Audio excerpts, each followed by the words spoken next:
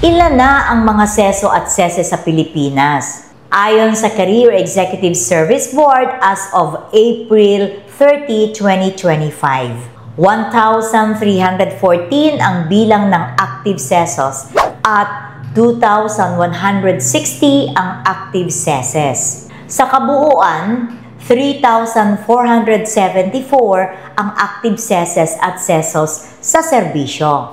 Mayroon ding 3,690 retired sesos at 1,368 retired seses na bumubuo sa 5,058 retired officials.